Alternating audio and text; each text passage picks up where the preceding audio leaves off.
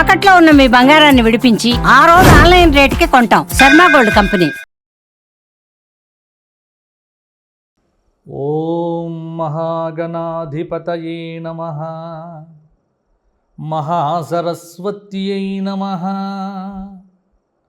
శ్రీపాదవల్లభ దత్తాత్రేయ సద్గురు పరబ్రహ్మణే నమః. వసుదేవసుతం దేవం కంసచానూరమర్దనం దేవకీ పరమానందం కృష్ణం వందే జగద్గురుం. అందరికీ విశ్వావసునామ సంవత్సర శుభాకాంక్షలు.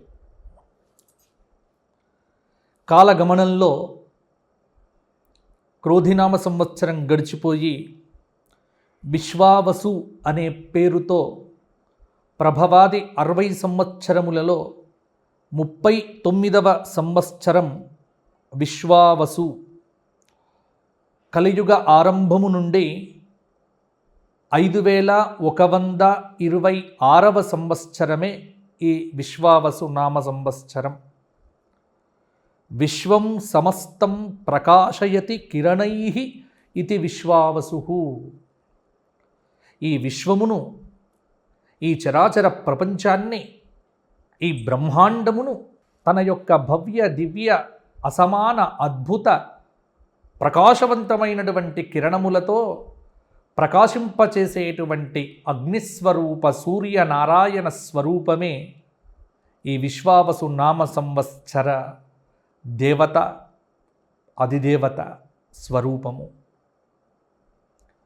మరి విశ్వావసునామ సంవత్సరం మేషాది 12 రాశుల వారికి ఎటువంటి పరిహారములను, ఎటువంటి ఫలితములను ఇవ్వబోతోంది అనేది ఇప్పుడు మనం సాకల్యంగా చెప్పుకుందాం. సింహరాశి మఖ 4 పాదాలు, పుబ్బ 4 పాదాలు, ఉత్తర 1వ పాదం కలిస్తే సింహరాశి. ఆదాయం 11, వ్యయం 1, రాజ్యపూజ్యం 3, అవమానం 6. సింహరాశి వారికి ఈ సంవత్సరం బృహస్పతి ఏకాదశ స్థానంలో సంచారం అనేటువంటిది, శని 8వ స్థానంలో సంచారము, అలాగే 7వ స్థానంలో రాహువు 7వ స్థానంలో, కేతువు 1వ స్థానంలో సంచారం చేయడం వల్ల కొంత లాభము కొంత నష్టము మిశ్రమంగా ఉంటుంది. ఎందుకంటే అష్టమ శని రావటం అనేది కొంత కష్టము, అలాగే ఏకాదశిలో గురువు ఉండడం అనేటువంటిది కూడా కొంత యోగము. దీనిలో మఖ నక్షత్రం వారికి చాలా బాగుంటుంది, పుబ్బ నక్షత్రం వారు కొంత జాగ్రత్తగా ఉంటే సరిపోతుంది, ఉత్తర పర్వాలేదు. కాబట్టి అష్టమ శని ప్రభావము ఎక్కడ పడుతుంది? అనారోగ్య సూచనలు. అంటే సమయానికి మొబైల్ ఫోన్ తక్కువ చూసి రాత్రి నిద్రపోతే బాగుంటుంది సింహరాశి వారు. అన్నీ మాకే తెలుసు, మాకెవ్వరు సలహాలు ఇవ్వద్దు, మేమే అందరికీ సలహాలు ఇస్తాము అనే తత్వాన్ని విడిచిపెట్టి సలహాలు స్వీకరించడం మొదలు పెట్టడం, కొద్దిగా అతిశయోక్తులు, అహంకార ప్రదర్శన తగ్గించుకోవడం ద్వారా సింహరాశి వారు బ్రహ్మాండంగా ముందుకు వెళ్తారు. అంటే ఇలా చెబుతున్నానని మాత్రం ఏమీ అనుకోవద్దు. సింహరాశి వారికి ఆత్మాభిమానం, సెల్ఫ్ రెస్పెక్ట్ అనేటువంటిది అధికంగా ఉంటుంది. నిరుద్యోగులు కష్టపడితేనే మంచి ఫలితాలు సాధిస్తారు. సత్సాంగత్యము, సదాలోచన, ఆధ్యాత్మిక గురువుల యొక్క దర్శనం వల్ల కొంత దారి తప్పకుండానే ఉంటారు. కొత్త వ్యాపారాలు మొదలు పెట్టాలి అంటే కొంత నిర్ణయం జాగ్రత్తగా ఉండాలి, లేకపోతే వ్యాపార నష్టం వచ్చే అవకాశం కూడా ఉంది. జూన్ జూలై నెలల్లో కొత్త వ్యాపారాలు మొదలు పెట్టచ్చు.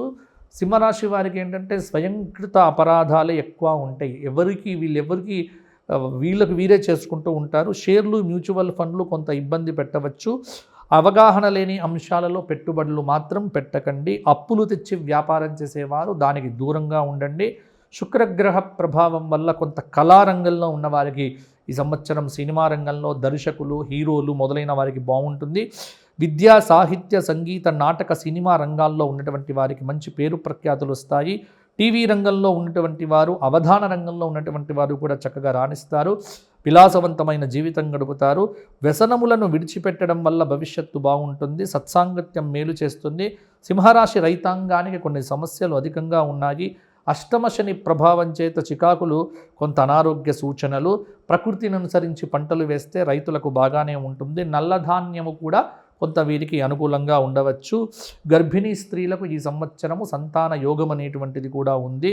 అలాగే సంతానం పట్ల కొంత ఆసక్తి కనబరుస్తారు. సంతానం వల్ల కొంత మంచి ఫలితాలు కూడా పొందుతారు. రాజకీయ నాయకులకు ఈ సంవత్సరం కొత్తగా వచ్చే పదవులు ఏం లేకున్నప్పటికీ ఉన్నటువంటి వాటిని జాగ్రత్తగా కాపాడుకోవటము, ఆహార నియమాలు పాటించడము, యోగాసనాలు, మెడిటేషన్ మొదలైనవి చేయటం వల్ల సింహరాశి వారు కొంత ప్రశాంతంగా ఉండవచ్చు.